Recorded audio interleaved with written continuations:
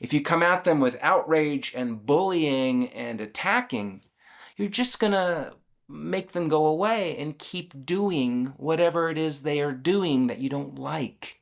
You're guaranteeing that they won't change. We need to be real healers.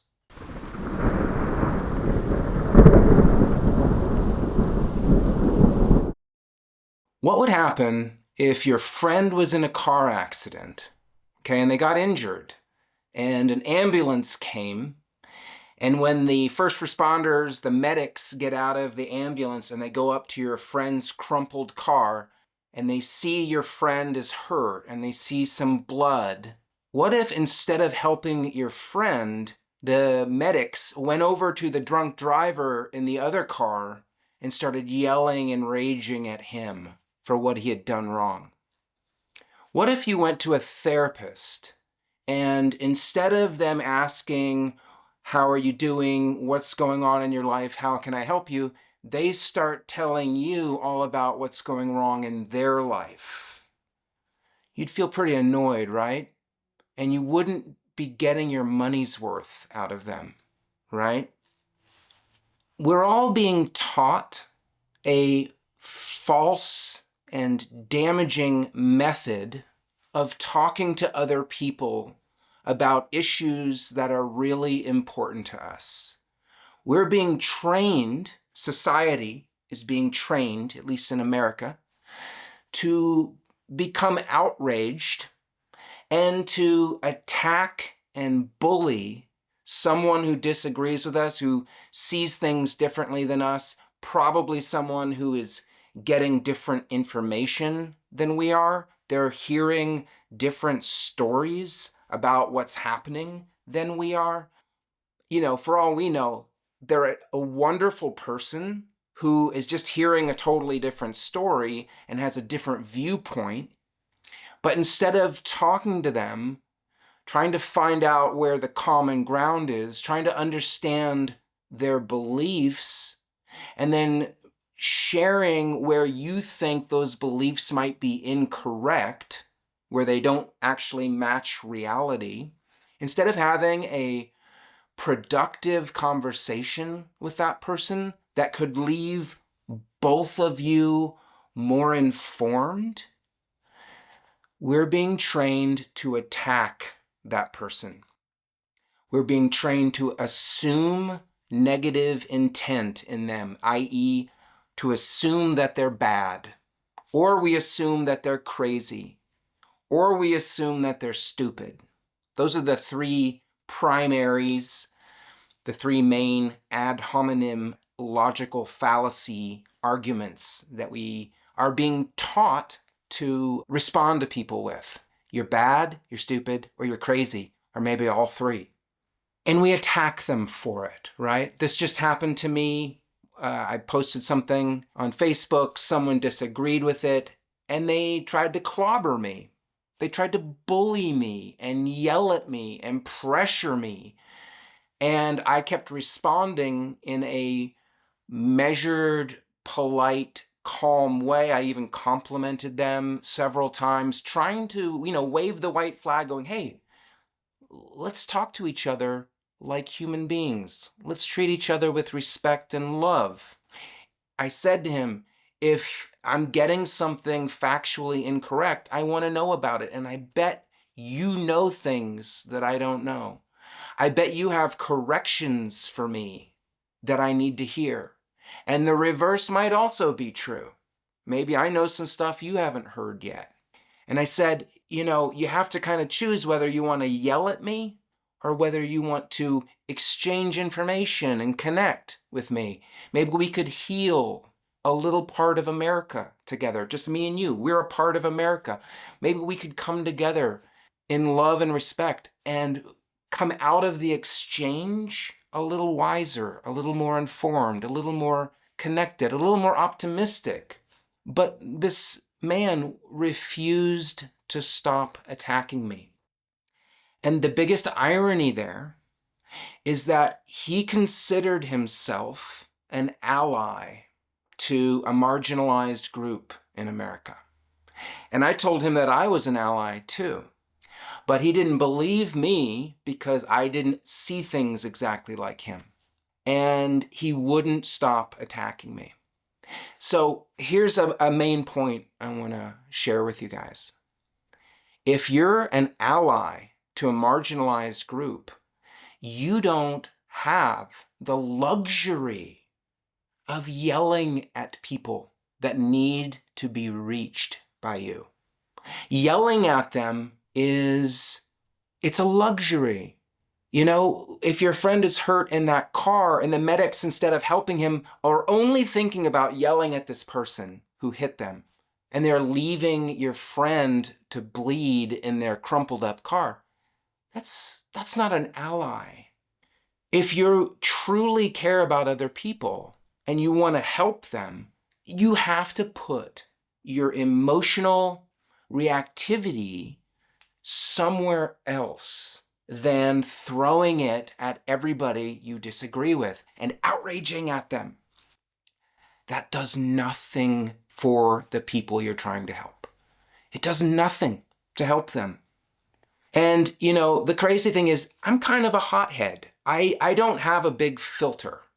I have a very, very small, threadbare filter, like an 80-year-old blanket that if you hold it up, you can practically see through it. That's my filter, okay? So if someone pisses me off, being rude to me, I don't really have much of a problem letting them know about it. I have to exert effort to not do that. When this man was attacking me over and over, I had to keep pulling my handbrake to restrain my mouth, or in this case, my fingers from typing, and letting him have it. And why did I do that? Why did I put my ego aside? Because I was trying to be a productive citizen. I was trying to be a healer of America, not an outrager, not a tantrumer. Because tantruming feels good. Let's admit it. Being right and knowing it and knowing that you don't have to listen to anyone who disagrees with you because they're all bad, stupid, or crazy, and you're the one on the right side of history and justice and everything else, and you can just yell at them. That's not healing, guys. That's ego indulgence. That's us indulging in ego. And it's hard enough to not do that because that's a natural tendency for the ego to do that. And what's making it even worse right now in America is that we're being taught to act that way. We're being taught to see others as the enemy and to attack them and try to bully them. It doesn't work. They don't get bullied. I wasn't bullied by this guy. He wasn't going to bully me into submission like he seemed to want to do.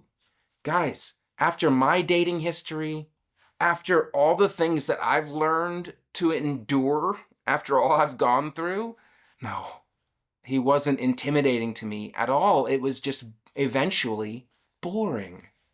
Because an outraged mind is boring. You can't talk to it. You can't exchange information. You can't grow wiser together with an outraged mind. You have to wait until they settle down. That's my main message, but I also wanted to give you a little pro tip. This is how to respond to someone who's being really rude to you and attacking and calling you bad, stupid, or crazy on social media. This happens all the time.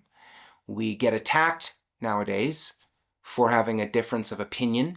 And when someone's attacking us, when they're judging our character as bad, stupid, or crazy, it's very intimate.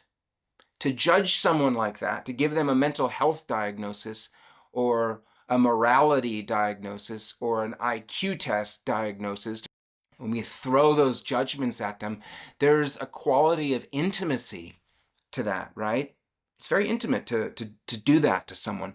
It's intimacy by injury is one way I've heard it described, but it's intimacy. So if someone's going to go there with me, if someone is going to cross that line into that level of intimacy without really knowing me and without really hearing me out first, then I'm going to return the intimacy to them, but I'm not going to return the hate and anger and outrage. I'm going to return the truth about them and me. I'm going to tell them that I love them. And that's what I did with this guy. I told him I didn't want to talk to him if he was going to treat me this way. And if he changes his mind and wants to change the way he's talking to me, I would love to pick it back up because I'm sure he has things to teach me. But in the meantime, I don't want to talk to him, but I told him I loved him. And that was probably pretty weird for him because that's really intimate, right? And he might have thought, that's BS. This guy doesn't really love me. He's just saying that. That's just a posture, a pose. It's fake. And you know what? I would say it's the exact opposite. This guy doesn't really hate me. He's not really outraged at me. Actually, he loves me. And he doesn't know it, but he does.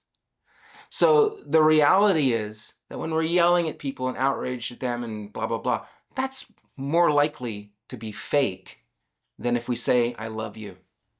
And when we say I love you to someone, and we say it from our heart, we say it in truth to them, whatever they've thrown at us falls away. It's like we're putting on Teflon armor, invisible Teflon armor. When we love people, that's what happens. And we're not loving them so that we get Teflon armor. It's more like a side benefit. We're loving them because we recognize the truth of our being. Their being and my being are the same being. That's love. Being is love. And the Teflon armor, that's just a side benefit from love. It's one of the powers that love gives us. All right. I hope you will engage with people you disagree with. I hope you will listen to them because I guarantee you there's something that they know that you don't know. And when you approach them in a spirit of camaraderie and connection, you are more likely, you might not get it, but you're more likely to get the real them. If you come at them with outrage and bullying and attacking, you're just going to make them go away and keep doing whatever it is they are doing that you don't like. You're guaranteeing that they won't change. We need to be real healers if we want to heal America. All right, guys. Love ya.